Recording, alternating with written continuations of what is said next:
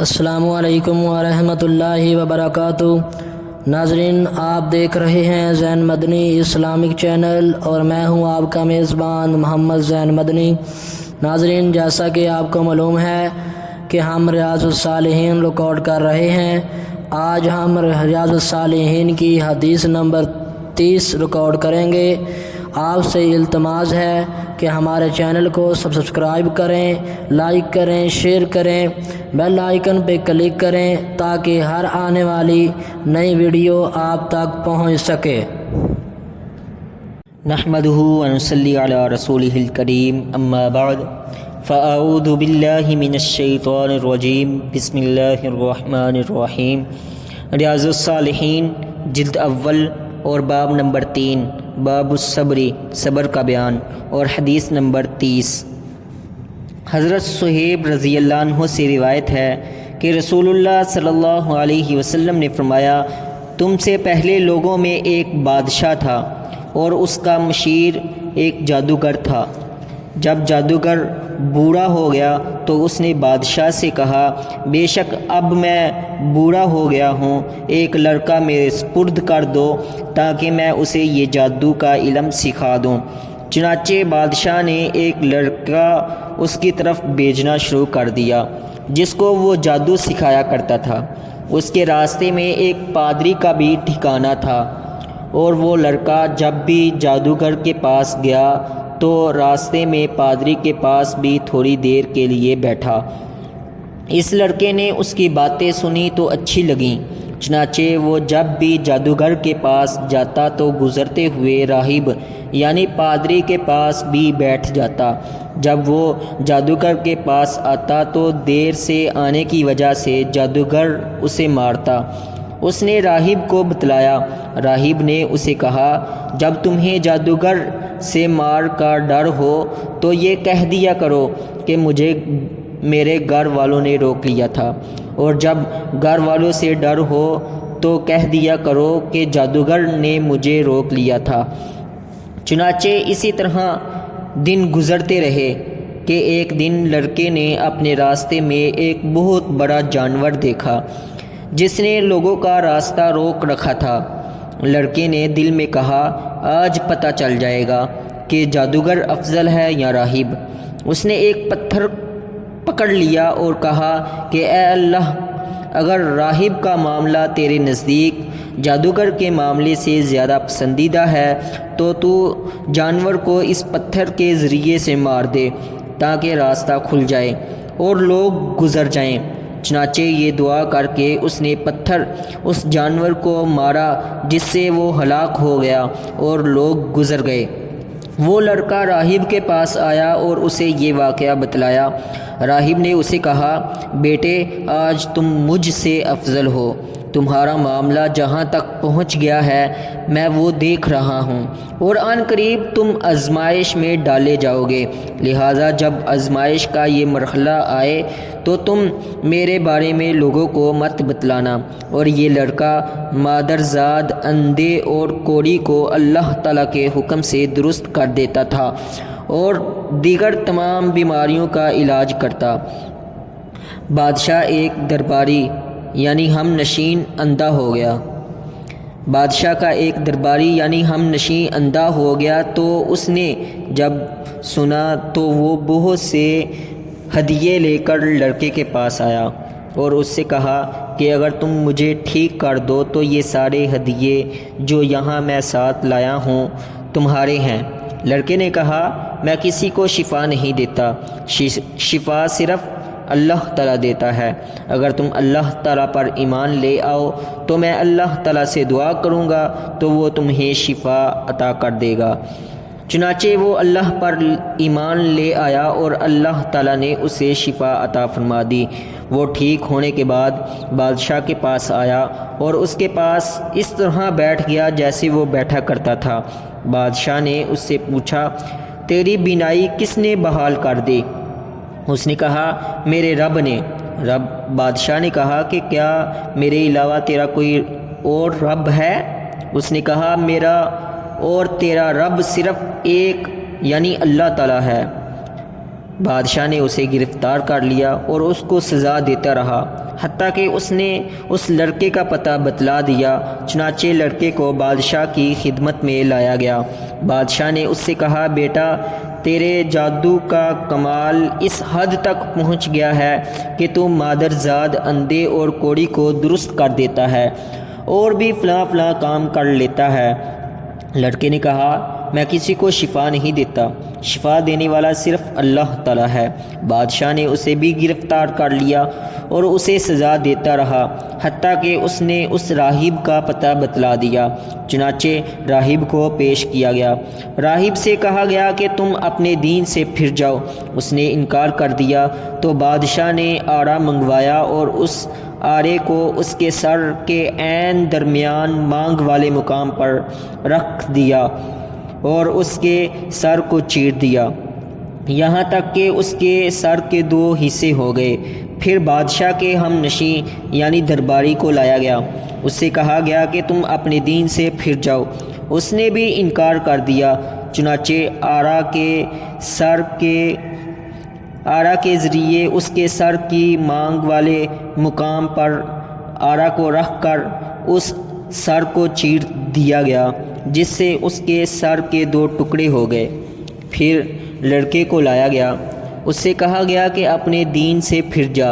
اس نے انکار کر دیا۔ بادشاہ نے اسے اپنے چند خاص آدمیوں کے سپرد کر دیا اور کہا کہ اے فلاں فلاں پہاڑ پر اسے لے جاؤ اور اس پر چڑھاؤ اور جب تم اس کی چوٹی پر پہنچ جاؤ تو اس سے اس کے دین کے متعلق پوچھو کہ اگر یہ اپنے دین سے پھر جائے تو ٹھیک، وگرنہ اسے وہاں سے نیچے پھینک دو۔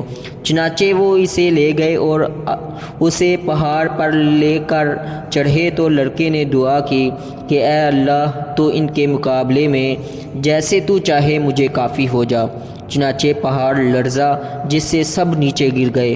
لڑکا بادشاہ کے پاس آ گیا۔ بادشاہ نے اس سے پوچھا، تیرے ساتھیوں نے کیا کیا؟ یعنی کیا انہوں نے تجھے پہاڑ کی چوٹی سے نہیں گرایا؟ لڑکے نے کہا کہ ان کے مقابلے میں اللہ تعالیٰ مجھے کافی ہو گیا۔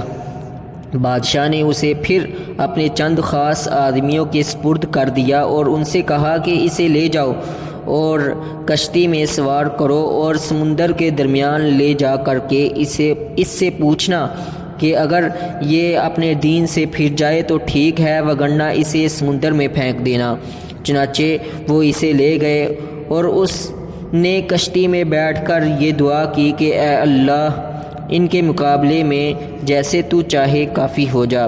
چنانچہ کشتی الٹ گئی اور وہ سب پانی میں ڈوب گئے۔ یہ لڑکا پھر بادشاہ کے پاس آ گیا۔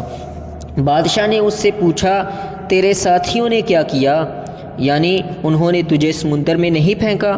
لڑکے نے کہا کہ اللہ تعالیٰ ان کے مقابلے میں مجھے کافی ہو گیا۔ پھر لڑکے نے بادشاہ سے کہا کہ تو مجھے اس وقت تک قتل نہیں کر سکتا جب تک تو وہ طریقہ اختیار نہ کرے جو میں تجھے بتلاؤں۔ بادشاہ نے کہا، وہ کیا ہے؟ اس نے کہا، تو ایک کھلے میدان میں لوگوں کو جمع کر اور مجھے سولی دینے کے لیے ایک تنے پر چڑھا، پھر میرے ترکش سے ایک تیر لے کر اسے کمان کے چلے پر رکھ، پھر یہ الفاظ بسم اللہ رب الغلام، اللہ کے نام سے جو اس لڑکے کا رب ہے، پڑھ کر مجھے تیر مار دے۔ جب تو ایسا کرے گا تو مجھے قتل کرنے میں کامیاب ہو جائے گا۔ چنانچہ بادشاہ نے لوگوں کو ایک میدان میں جمع کیا اور اسے سولی دینے کے لیے لکڑی کے ایک تنے پر چڑھا دیا، پھر اس کے ترکش سے ایک تیر لے کر اسے کمان کے چلے پر رکھ کر کہا، بسم اللہ رب الغلام، اللہ کے نام سے جو اس لڑکے کا رب ہے، اور تیر پھینکا۔ تیر اس کی کان پٹی پر لگا۔ اس کی کان پٹی پر لگتے ہی وہ لڑکا مر گیا۔ لوگ یہ ماجرا دیکھ رہے تھے کہ رب کائنات کی حقیقت اور الہ واحد کی توحید سمجھ گئے۔ اور دیکھتے ہی دیکھتے یہ بے اختیار پکار اٹھے، ہم اس لڑکے کے رب پر ایمان لائے۔ لوگوں نے بادشاہ سے کہا، آپ جس چیز سے ڈرتے تھے اللہ تعالیٰ کی قسم وہی ہوا اور آپ کا خطرہ سامنے آ گیا۔ سب لوگ اللہ تعالیٰ پر ایمان لے آئے، چنانچہ اس نے حکم دیا کہ سڑکوں کے ناکوں پر خندقیں کھودی جائیں، تو وہ کھودی گئیں اور ان میں آگ بھڑکا دی گئی۔ بادشاہ نے حکم دیا، جو اپنے دین سے نہ پھیرے اسے اس آگ میں جھونک دو۔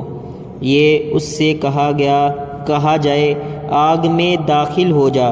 انہوں نے ایسا ہی کیا، حتیٰ کہ ایک عورت آئی جس کے ساتھ بچہ تھا، وہ آگ میں گرنے سے جھچکنے لگی، تو اس کو بچے نے کہا، اماں صبر کر، یقیناً تو حق پر ہے۔